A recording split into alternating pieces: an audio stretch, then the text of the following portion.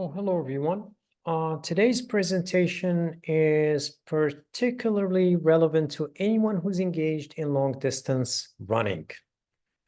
Every time our feet strike the ground while running, red blood cells are subject to destruction. Now, the strong impact on a hard surface such as pavement leads to the damaging and the bursting of the RBCs.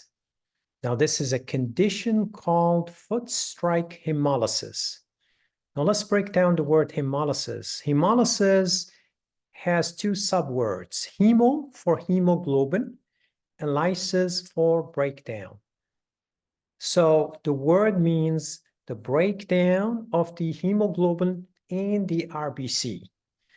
So the force generated by the strike of a runner's foot is measured to be 3 times stronger than that of a person walking. Now, because of that strong impact, it causes bursting and the breaking of the RBC. Now, once the RBCs are broken, iron is lost. It can be lost via urine or via sweat. Now, in the long term and over time, this hemolysis can lead to iron deficiency anemia. And iron deficiency anemia not only causes fatigue, but it also affects performance and recovery.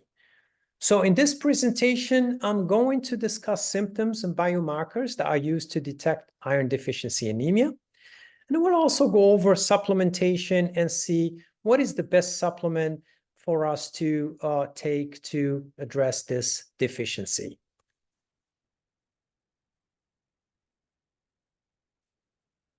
So just to recap, the foot strike hemolysis happens every time your foot strikes the ground. Red blood cells are compressed and destroyed in the small blood vessels of the feet. Now, the iron from the damaged RBCs is released and partially lost through urine or sweat. This leads to higher iron depletion.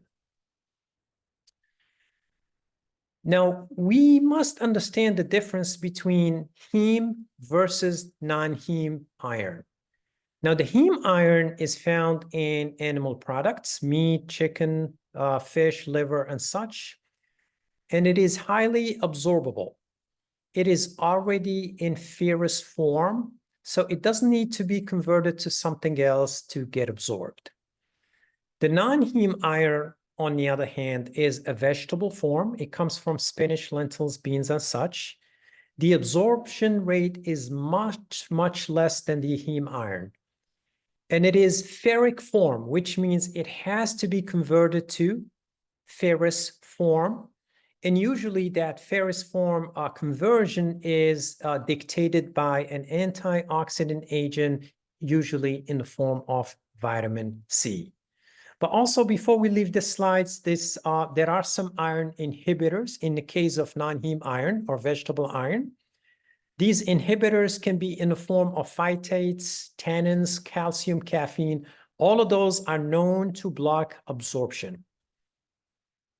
So the biomarkers that we need to do a full assessment of iron depletion, it's not just serum iron. Usually we go to the doctors and we get serum iron and we call it a day. That's not enough. Even if you have a normal serum iron, it is not an indicator that you're not suffering from some form of iron depletion. So we must get ferritin and total iron binding capacity, transferrin, the whole iron panel to assess iron deficiency. The ferritin is one of the key indicators for iron deficiency anemia. And without it, we'll never be able to tell if we have enough iron storage or not.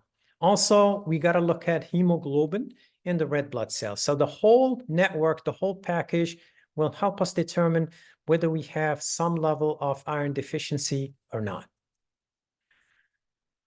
So in terms of RDAs, now this is an essential mineral and we must get it from food. So it varies different between sexes and ages. Between the lifespan or between the ages of 19 and 50 years old, The male require 8 milligrams per day. The female require a lot more than that, 18 milligrams per day. When we hit 51 and plus, it doesn't matter whether you are a male or female, we both need 8 milligrams per day. Now, for pregnancy or pregnant women, they require a lot more for obvious reasons, and their RDA is 27 milligram per day. Now, common symptoms that we can that help us assess iron deficiency: fatigue and low energy, weakness and decreased endurance, pale skin, shortness of breath and dizziness, headaches and difficulty concentrating, and cold hand and feet, hair loss, brittle nails, heart palpitation. All of these are symptoms of iron deficiency or iron deficiency anemia.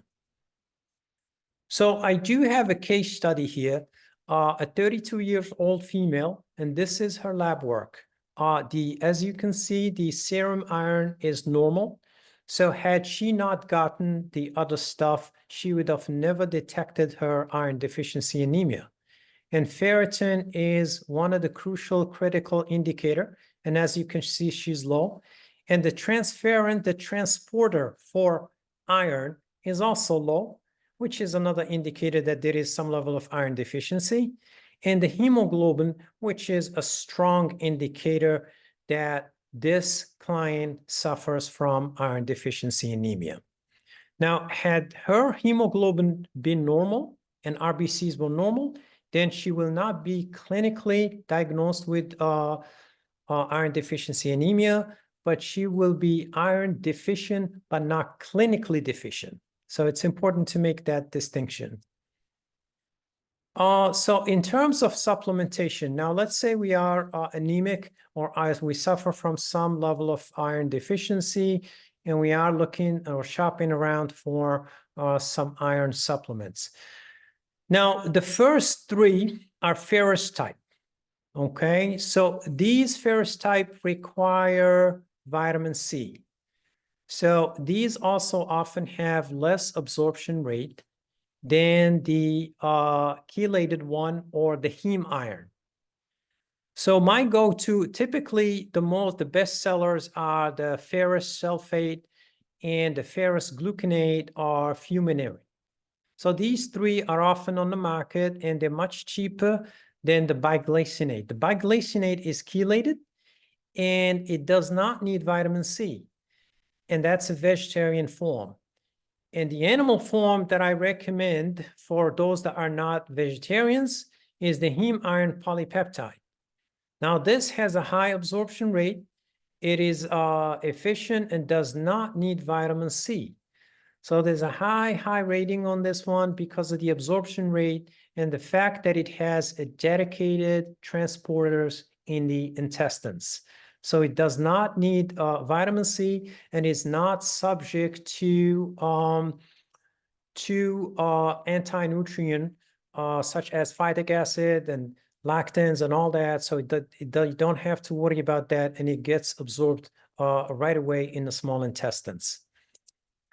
So these are my references where I get all this stuff from. And as always, folks, keep your comments in the comment section of this video. And thank you so much, and goodbye.